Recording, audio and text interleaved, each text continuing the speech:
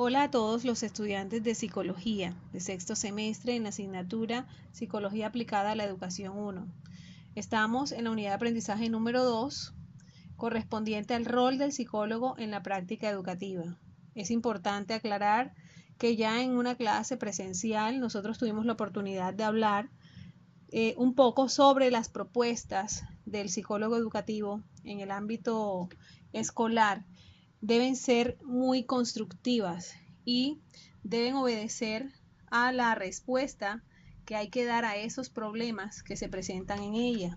Hablábamos de todas esas razones por las cuales intervenir en la escuela, ¿verdad? Ya hicimos ese recorrido, que asume funciones que no le corresponden solamente a ella, que el contexto cada vez es más diverso y que la conexión que hay entre escuela y comunidad o población educativa a veces es muy distante, no se puede apreciar muy bien o de manera muy clara. Y que ante todo nosotros debemos apostarle por a una escuela donde predomine más la comunicación, el diálogo, el análisis, la reflexión, que prevalezca eso antes que las acciones impulsivas y violentas, ¿verdad? Porque todo momento en la escuela debe ser un momento propicio para el crecimiento y desarrollo personal y social.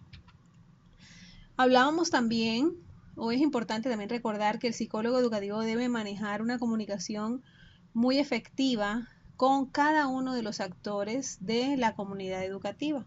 Si bien es cierto, una comunicación directa con el directivo docente, que en muchos casos es el rector, el coordinador.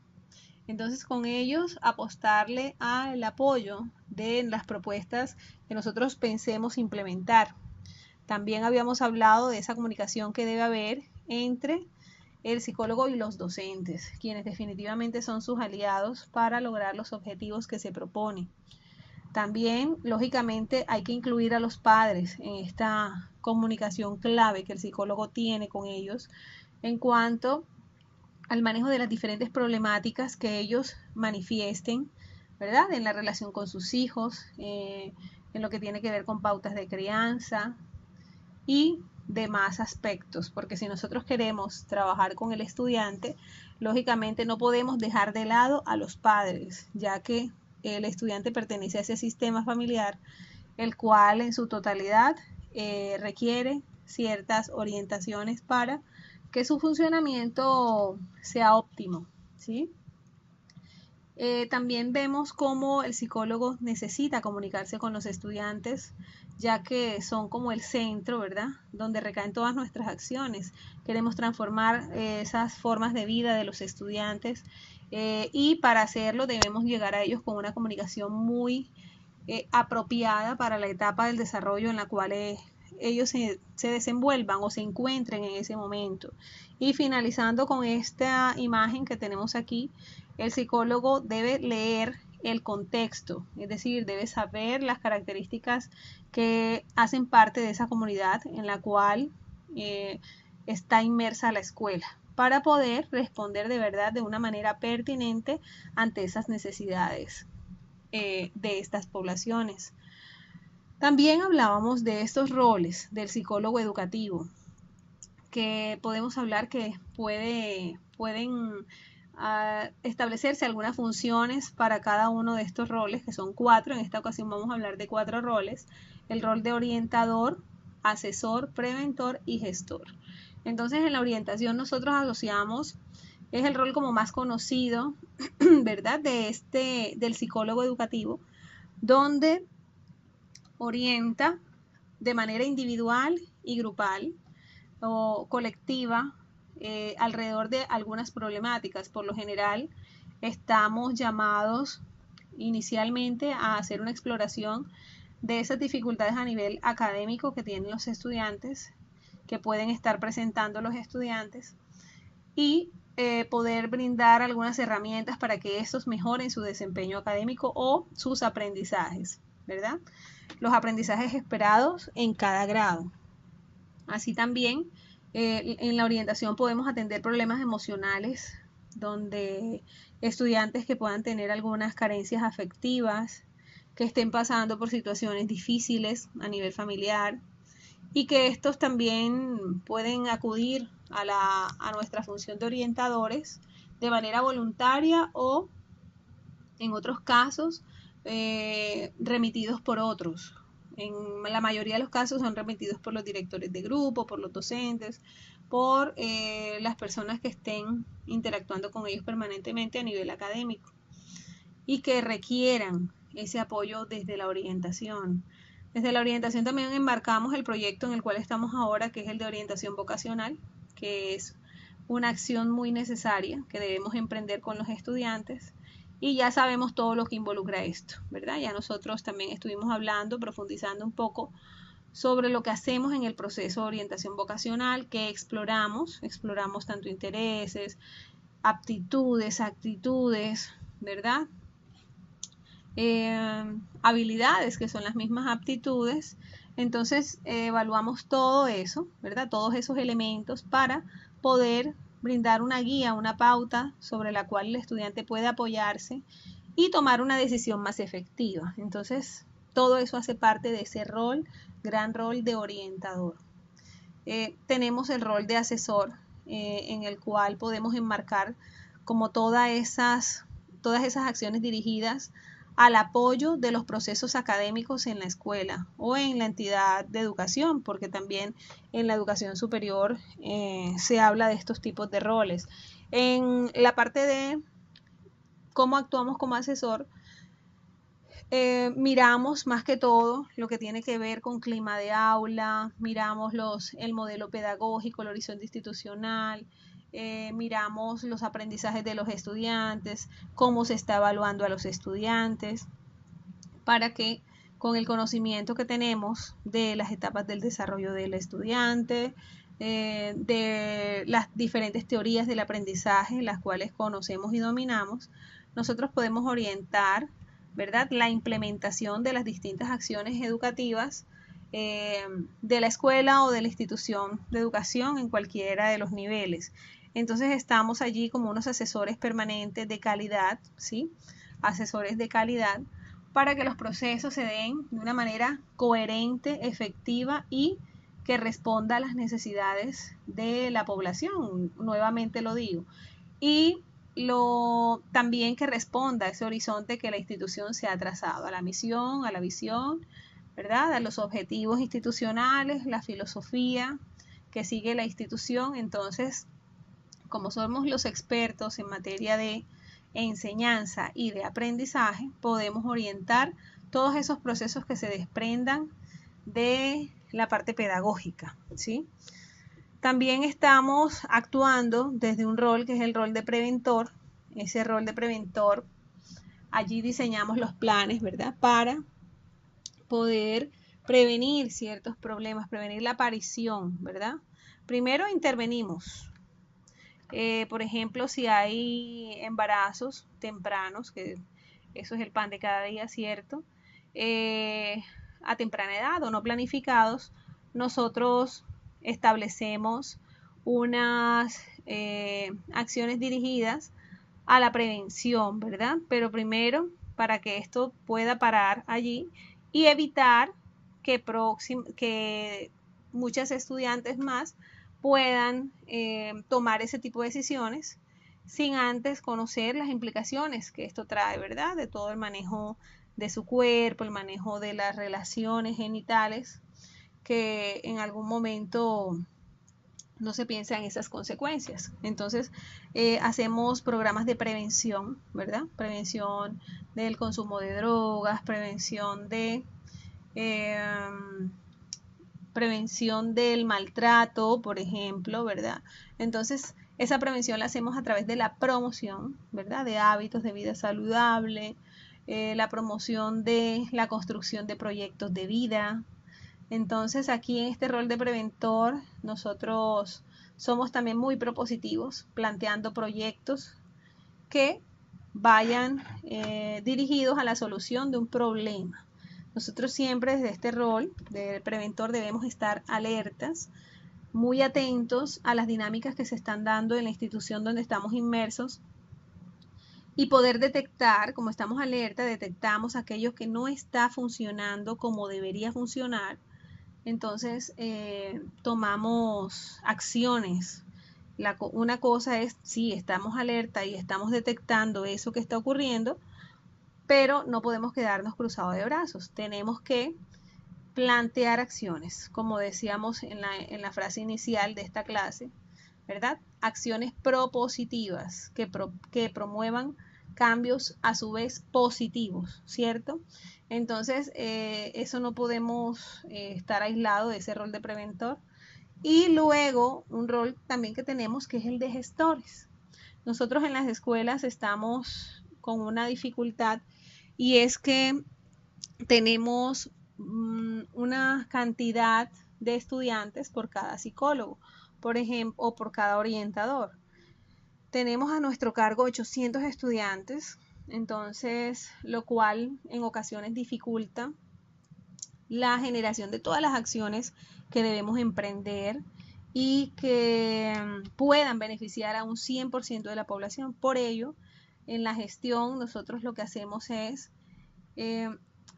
identificar todas las problemáticas sí que presenta la población y canalizar cada una de ellas estableciendo alianzas con otras instituciones, ¿verdad? Para que ellos pudiesen beneficiar a nuestra población educativa. Entonces, por ejemplo, podemos hacer convenios con universidades, por ejemplo, en la acción que ahora mismo nos encontramos, que es la orientación vocacional, es todo un proceso importante que requiere mucho tiempo, ¿verdad? Para hacerlo a todos los grados 11 de una institución, por ejemplo. Y si solamente tenemos un psicólogo en la institución, eso va a dificultar en gran medida el proceso o que el proceso se haga de manera efectiva. Entonces, a través de la gestión, como psicólogos educativos, como orientadores escolares, nosotros establecemos esos convenios para que nuestra población sí se beneficie de ello y podamos cumplir con esa labor que tenemos, ¿verdad? Que se enlaza también estrechamente con lo del rol de orientador. Pero en ese momento prevalece la gestión porque nosotros canalizamos todas esas problemáticas para que tengan una solución, ¿verdad? Una solución viable y en el momento que se requiere. Entonces, por eso tenemos que hacer uso de esas herramientas o de ese rol, más bien pararnos desde ese rol y poder visualizar esas entidades con las cuales yo puedo establecer convenios, ya les dije, universidades, pero además de ellos también las secretarías de salud, la Policía de Infancia y Adolescencia, ¿verdad? Ciertas fundaciones también que llegan a promover siempre muchas acciones que pueden beneficiar a nuestros estudiantes. Entonces, estamos también bajo esa función muy importante o bajo ese rol de gestores.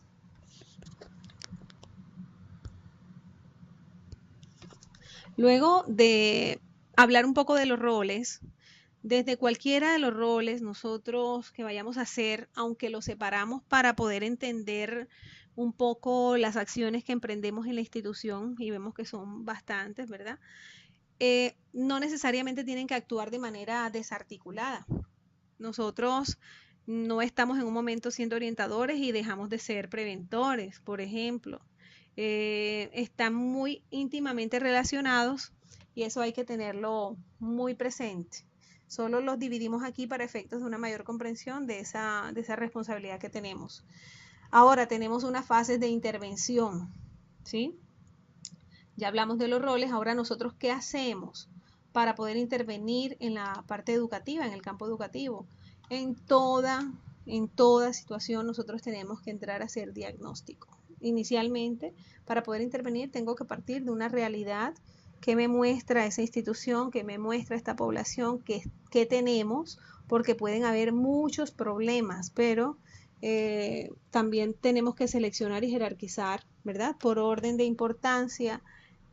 Bueno, la importancia la dirá la necesidad de la escuela, ¿cierto? De la institución o institución de educación superior. Entonces, pero hay que partir de un diagnóstico con el cual manejamos instrumentos, ¿verdad? De medición para poder tener realidades medidas de manera objetiva. Luego de ese diagnóstico, lo que elaboramos de manera pertinente son los planes de intervención, ¿verdad? Diseñamos planes de intervención que respondan a ese diagnóstico, que puedan dar solución a eso que encontramos. Y luego que implementamos esos planes de acción, hacemos una evaluación de esos planes ejecutados. Entonces siempre debemos estar permanentemente, como les decía ahorita, alertas a lo que no está funcionando bien. Listo, visualizamos el problema, hacemos un diagnóstico, luego el diagnóstico intervenimos y finalmente evaluamos los procesos en los que podemos hacer esa intervención. Ahora, ese diagnóstico que nosotros hacemos, la podemos mirar debe ser desde en 3 ámbitos. Ese diagnóstico lo podemos hacer de manera institucional, ¿verdad? Mirar cómo está la institución, hacia dónde quiere ir, si las metas que se ha trazado las ha cumplido, si la visión que se ha trazado a mediano y largo plazo se ha logrado, si no, pues, ¿qué podemos hacer? ¿Qué está pasando a nivel institucional? ¿Sí? ¿Qué está pasando también a nivel académico? Pues obviamente que es la razón de ser de una institución educativa. ¿Y qué está ocurriendo a nivel comunitario, verdad? Para poder detectar en cada una de esas esferas o de esas áreas, ¿verdad? ¿Qué es lo que está pasando? ¿Qué está ocurriendo? Entonces, a nivel institucional, nosotros podemos hacer un diagnóstico en cuanto a cómo está el currículo que estamos enseñando, los proyectos transversales que se están ejecutando, que se está implementando en la institución educativa. En el caso de las escuelas, pues tenemos unos proyectos obligatorios como proyectos ambientales, proyectos de sexualidad, proyectos de convivencia. Son proyectos obligatorios. Y de orientación vocacional, por ejemplo. Entonces miramos si se están implementando, cómo se está haciendo, si hay que mejorar esa parte. Entonces allí estamos diagnosticando y en caso que haya que hacer una intervención, será entonces a nivel institucional. Y aquí podemos mirar en esta tabla que podemos apreciar. Tenemos que hacemos diagnóstico e intervención a nivel de diseño pedagógico, que era lo que les hablaba ahora, pero también a nivel de prácticas pedagógicas. Ahí vemos los recursos que se utilizan para la enseñanza, las didácticas, cómo está el tema de las tareas, por ejemplo, qué actividades se dejan para la casa. Entonces aquí este tema de tareas es bastante álgido porque alrededor de ellas hay una cantidad de mitos. Sí, por ejemplo, hay padres que piensan que si no colocan tareas para la casa, el colegio es malo, es de mala calidad.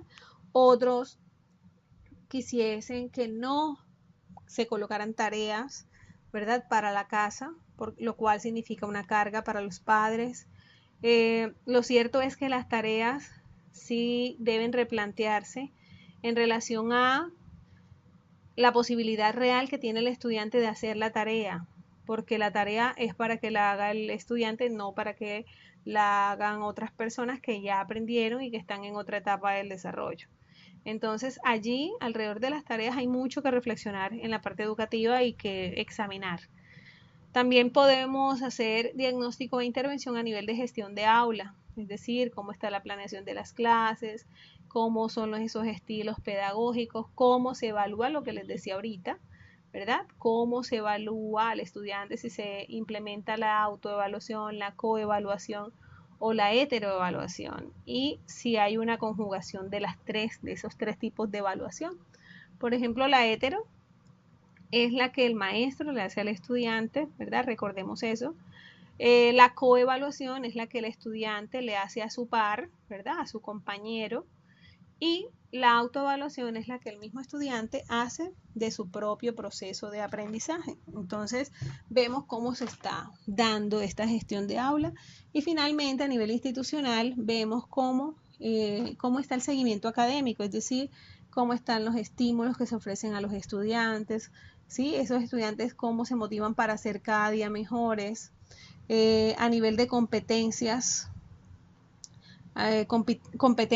¿verdad?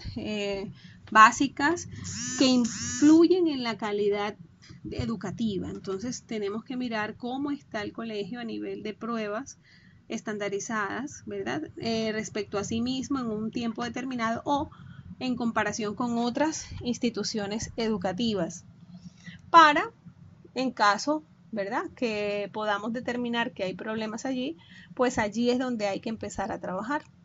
Bueno, luego de la parte institucional, expliquemos un poco a nivel académico cómo podemos hacer ese diagnóstico y también esa intervención. Vemos que a nivel académico podemos entrar a ver qué hacemos: atención psicológica, prevención y desarrollo humano. Entonces aquí nosotros miramos cómo está, ¿verdad?, esa población estudiantil, qué problemas se está presentando, qué tantas remisiones tenemos de parte de los docentes, y en torno a eso sabemos que podemos establecer un plan de intervención, ¿cierto? Si priorizamos que los casos mayormente remitidos son de desempeños académicos, pues hacemos nuestra intervención para poder fortalecer a los chicos en ese aspecto. Vemos que a nivel académico también vemos que está incluida la orientación vocacional. Aquí implementamos, miramos cómo están esos proyectos, sobre todo de educación sexual, para poder ejecutar esos proyectos. Los proyectos de valores y crecimiento personal. Entonces, a nivel académico, todas estas tareas nos corresponde diagnosticar y también poder proponer estrategias, ¿verdad?, de intervención en ese nivel. Entonces tenemos ya el institucional, el nivel académico y tenemos el comunitario. Pero entonces, antes de pasar al comunitario, como hablamos de orientación como tal, ¿verdad?, la atención a estudiantes por razones académicas o emocionales a nivel de crecimiento personal, es muy importante saber que los psicólogos debemos hacer uso y respetar, acoger lo que plantea la ley 1090 del 2006, que habla es el código deontológico del psicólogo, ¿verdad? Entonces, allí nosotros podemos consultarlo, podemos mirar, y hay una parte que habla del secreto profesional. Esta parte es muy importante, ya que lo que los estudiantes nos puedan comentar en las sesiones de orientación que tenemos con ellos, en esas intervenciones que tenemos cortas con ellos, debemos guardar los secretos, guardar ese secreto profesional. Sin embargo, como estamos tratando con niños, con menores de edad, hablamos del nivel educativo preescolar, básica, primaria, secundaria y media vocacional. Ya en la universidad, los estudios superiores ya son mayores de edad por lo general. Entonces, ese secreto se guarda bajo cualquier acto que realice, o sea, se guarda.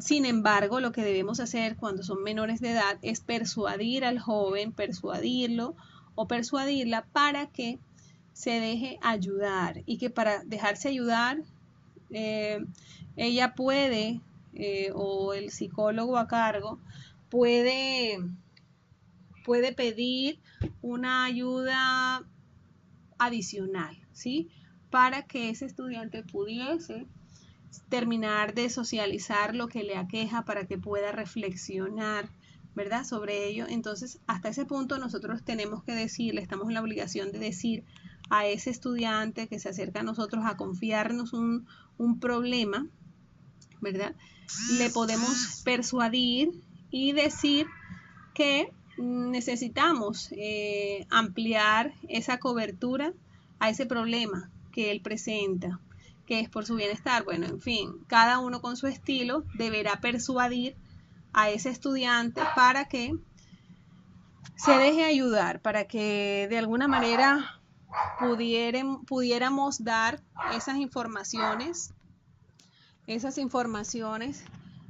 a personas que están directamente involucradas y que pudiesen ayudarle.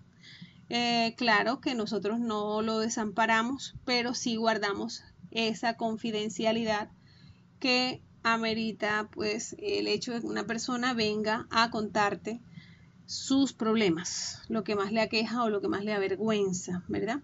Entonces, sí podemos dejar claro que somos confidentes, ¿verdad?, en alguna medida eso es confidencial, la información que nos dan, pero si nosotros vemos que está en peligro, está en riesgo la integridad física de esa persona, nosotros no nos podemos quedar callados, pero tenemos que anunciarle a ese estudiante y con su permiso poder canalizar, ¿verdad? Poder dirigir o encauzar esa información hasta cierto punto.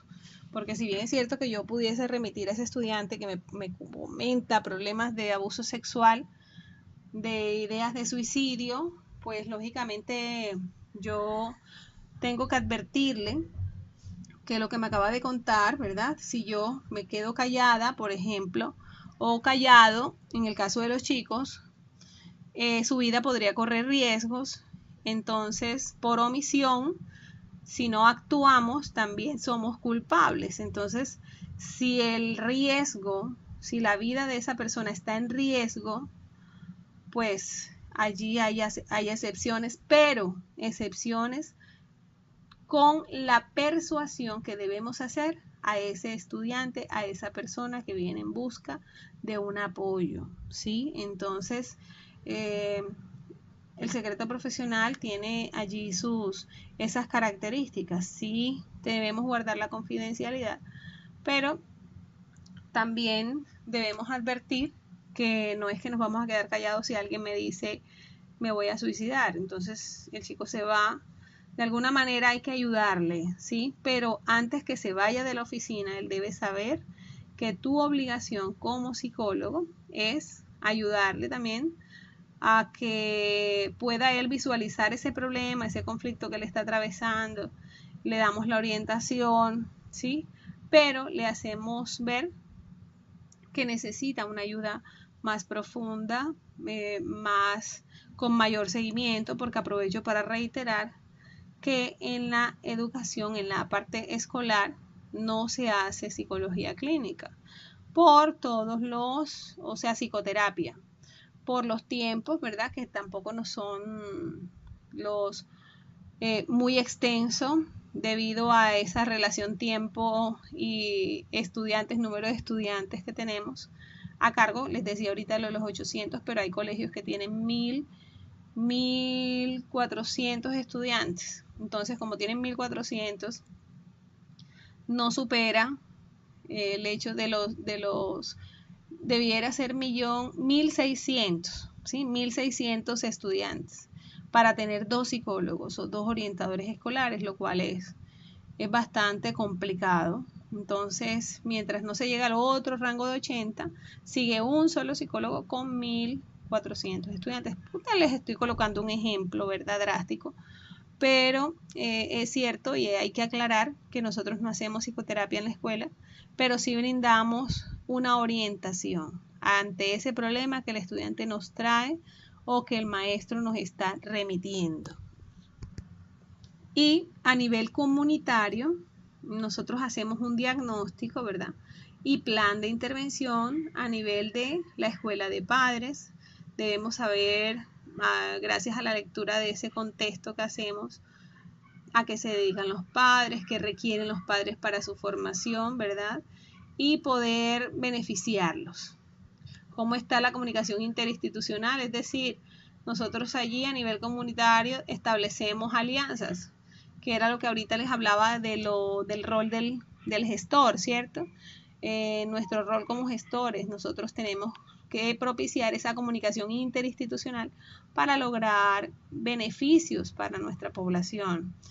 También nosotros tenemos mucho que ver con procesos de capacitación e integración docente.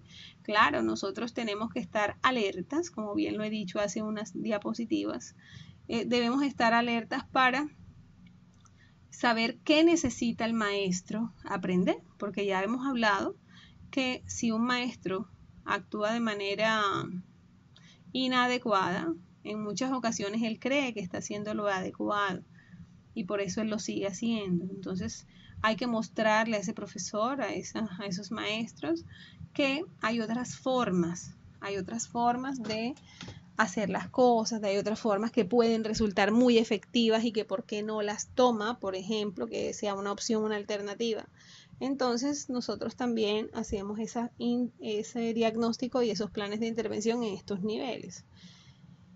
Y también, por supuesto, la investigación educativa, que nosotros tenemos toda la oportunidad de hacer muchísimas investigaciones para favorecer esos aprendizajes de los estudiantes, lógicamente. No es por llenar mi ranking de investigaciones y de cuántos reconocimientos que tenga, no. La investigación educativa va en busca de esa solución de problemas, ¿verdad? Problemas que aquejen a la comunidad de forma real. Entonces, ese es un nivel importante en el cual nosotros nos movemos en el campo comunitario, ¿sí? Entonces, a través de procesos de investigación de lo que esté aquejando a la comunidad educativa. Ya vimos entonces lo que implican los roles, ya vimos las fases de intervención del psicólogo educativo y ahora vamos a hablar de las competencias que debe tener ese psicólogo educativo que hoy día se llama docente orientador. Entonces, en el área oficial, en el campo oficial, perdón, de instituciones educativas oficiales, se les llama docente orientador. Asimismo, tienen unas funciones las cuales se observa su cumplimiento o no a través de una evaluación que se hace a final de cada año. Se evalúa entonces las competencias a nivel funcional y competencias a nivel comportamental. Entonces, a nivel funcional tenemos el área de gestión directiva, el área de gestión académica y el área de gestión comunitaria. Nosotros en esas competencias funcionales vamos a tener toda la oportunidad de poder evidenciarlas en esta parte en las distintas áreas. Área de gestión directiva, la que tiene que ver con planeación y organización, construcción del clima escolar también. Entonces, el área de gestión académica tenemos el diagnóstico y orientación del ajuste psicológico y social y académico de los estudiantes. Entonces, aquí esta gestión académica es muy, muy importante, ¿verdad? Y la gestión comunitaria vemos cómo es la convivencia a nivel institucional, ¿sí? Entonces tenemos que participar y promover climas, si se fijan, climas de trabajo, climas laborales que sean adecuados, que sean muy propicios para el desarrollo de todas nuestras acciones, nuestras actividades. Entonces, cada una de estas gestiones tiene unas funciones específicas. Por ejemplo, en la gestión directiva miramos cómo es la planeación, organización y construcción del clima escolar. Entonces, porque primero tenemos que planear, ¿verdad? Luego nos organizamos para eso y finalmente construimos. Entonces, aquí quisiera resaltar que en la planeación lógicamente nosotros debemos participar en la formulación, revisión y actualización del PEI, ¿verdad? Para promover, de tal manera que se promuevan ambientes escolares adecuados para el desarrollo humano de los estudiantes, ¿sí? Entonces, eso en cuanto a la planeación. Luego de que ya planeamos, ¿verdad? Participamos en toda esa formulación. Hay otro elemento que es la parte de organización, lo que yo les decía que era mi secreto, ¿verdad? Para seguir y luchar por mis metas y lograr las cosas que realizo como las tengo pensadas es la organización. Entonces esa organización la vamos a evidenciar a través de dos grandes acciones, como por ejemplo que si contribuye en el proceso de evaluación de los resultados de la gestión y definición de los planes de mejoramiento institucional. La institución anualmente hace planes de mejoramiento. Y también si colabora en la definición de formas y canales de participación en la comunidad educativa para el cumplimiento de todos los objetivos. Entonces es como estar allí también mirando, gestionando esos planes de mejoramiento institucional de manera continua. Y finalmente en la gestión directiva tenemos la construcción del clima escolar, en la cual el docente o orientador o el psicólogo educativo colabora con la dirección de la institución para crear un adecuado clima organizacional, ¿sí? Favorables tanto para aspectos académicos como aspectos administrativos. También se desarrollan muchas estrategias con el fin de promover la convivencia, ¿verdad? Promover y evaluar la convivencia a nivel institucional. Entonces ya vimos la parte directiva. Ahora miremos la gestión académica. ¿Qué debemos hacer en esa gestión académica? Tenemos que el psicólogo educativo atiende la consulta personal, ¿verdad?, sobre aspectos psicológicos, sociales demandados por el estudiante y los padres de familia, pero también evalúa y monitorea a los estudiantes remitidos por los docentes y asesora en el diseño de estrategias e instrumentos de evaluación acordes con las características de los estudiantes. Asimismo, la gestión académica diseña también las estrategias de la orientación vocacional y desarrollo de carrera. Entonces definen así políticas académicas. Además de identificar e implementar las estrategias de orientación vocacional, también vamos a mirar los factores de riesgo psicosocial que afectan la vida escolar de los estudiantes. También debe hacer eso para proponer estrategias de intervención. Y finalmente, en el área académica o la gestión académica, el psicólogo educativo presenta informes para las instancias colegiadas en las que se definen políticas académicas también, ¿sí? Y entonces, para terminar con estas competencias funcionales que abarcan la gestión directiva, la gestión académica y la gestión comunitaria. Entonces, aquí tenemos la gestión comunitaria.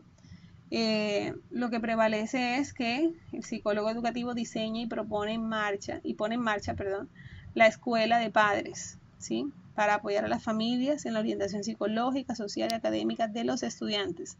Entonces, aquí vemos cómo lo que se quiere hacer es involucrar también a la familia, ¿verdad?, el contexto, hacer una lectura muy detallada del contexto para seguir con nuestra acción efectiva, ¿verdad?, y propositiva en las instituciones educativas. Entonces también vemos cómo se promueve el buen trato y las relaciones armónicas.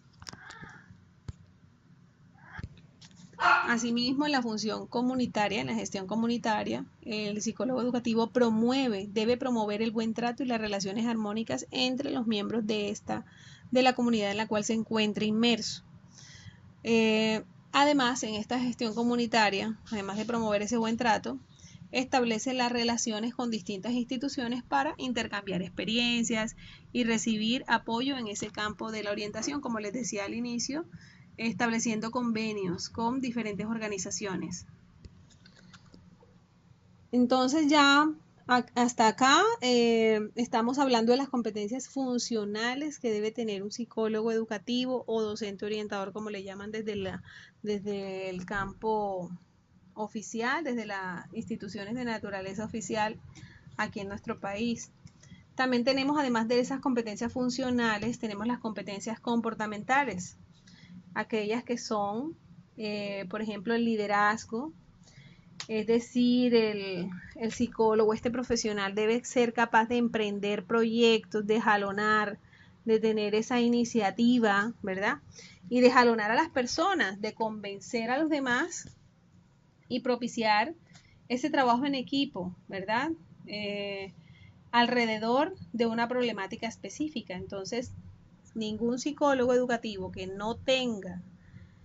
carezca de liderazgo, ¿verdad?, va a tener éxito en esa escuela o en esa institución educativa, porque necesitamos, para implementar propuestas positivas, propositivas, pues lógicamente ser líderes, creer en nosotros mismos, tener capacidad de convocatoria, ¿sí?, a la cual acudan los demás cuando él los llame, por decirles algo. Entonces el liderazgo es algo muy importante.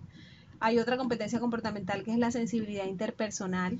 Allí es saber lo que puede estar sintiendo la otra persona, aliarme también con los sentimientos de los demás, ser sensible ante esas relaciones que se dan alrededor de nosotros.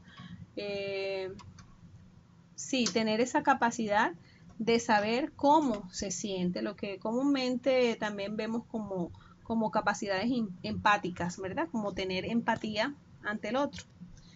También nosotros debemos tener una comunicación muy asertiva, ¿sí? La comunicación asertiva no quiere decir que tú le digas las 4 verdades a cualquier persona en la cara, ¿sí? Como comúnmente se dice, no, yo sí soy asertiva o asertivo porque a mí yo no tengo pelos en la lengua, o sea, sabemos que eso no es comunicación asertiva. Entonces, ser asertivos es, sí, manifestar nuestro punto de vista, nuestros sentimientos, nuestras emociones, nuestros pensamientos a la persona indicada y en el momento indicado. Pero lo más importante de la comunicación asertiva es que no se le haga daño al otro, o sea, no tenga intención de hacer daño a la otra persona. Allí sí estamos siendo asertivos. Entonces, nosotros definitivamente debemos tener mucha comunicación asertiva, ¿sí? El trabajo en equipo, también debo ser capaz de delegar, debo ser capaz también de asumir roles dentro de un equipo y cooperar con los demás para el logro de una meta en específica. Y tengo que tener la competencia de negociación y mediación ante los conflictos. Entonces, mantener una actitud neutral frente a todas esas situaciones que demandan los estudiantes. Por lo general, algunos psicólogos o docentes orientadores se alían, ¿verdad?, con alguna de las partes y allí perdemos objetividad. Entonces nos debemos colocar en una postura más bien neutral para lograr una solución de los problemas, ¿sí? De cualquiera de ellos que estén allí presentes, ¿no?, en esa población. Entonces, podemos decir, a manera de conclusión, que el psicólogo educativo sí está llamado a conocer de manera muy detallada, muy explícita, la realidad educativa. Entonces, lo vamos a mirar desde los diferentes ámbitos que en ella podemos observar. Entonces, vamos a mirar qué pasa en esa realidad educativa desde los estudiantes, desde los maestros, desde los modelos que se implementan desde la misma comunidad en la cual se encuentra, ¿cierto? Es necesario también, a manera de conclusión, decir que es muy importante reconocer cuál es la misión y visión de la organización educativa con la cual estamos involucrados. ¿Para qué? Para poder contribuir a esa consecución de esas metas y de esos objetivos.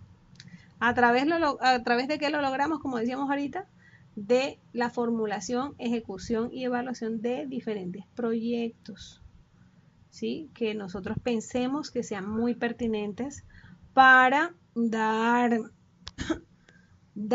un apoyo importante para la consecución de ese horizonte institucional. También estamos llamados a impulsar esos mejoramientos o ese mejoramiento de la calidad educativa, que en últimas es como la razón de ser de las escuelas, ¿sí? También poder brindarle al estudiante el máximo que ellos requieran, ¿verdad?, lo que ellos requieran de acuerdo a sus intereses, ritmos, necesidades, para que esa calidad, tanto educativa como calidad de vida de esas familias que forman parte de la escuela, ¿sí?, puedan impulsar procesos de mejora permanentes y de esta manera se pueda contribuir pues a una mejor sociedad, ¿verdad? En el caso de nosotros, sí, mejores interacciones dentro del marco escolar. Entonces, también es muy interesante, muy necesario reconocer cuáles son los referentes de calidad educativa. Entre ellos, a los que se refieren las competencias ciudadanas, ¿sí?, los cuales están en el documento 3, por ejemplo, de estándares básicos en competencias de lenguaje, matemáticas, ciencias y ciudadanas. Entonces, en el 2006, allí también podemos encontrar esto de las competencias ciudadanas, lo cual es un tema un problema más bien también, un problema que hay que poder dar parte de la solución, ¿cierto? Entonces aquí les ofrezco una bibliografía donde pueden acceder a a esos documentos, especialmente el de competencias ciudadanas. Entonces, muchas gracias por haber escuchado, por haber atendido esta clase, aunque no sea presencial, estoy aquí explicándoles todas los pormenores que les traje en las diapositivas referentes al rol del psicólogo educativo.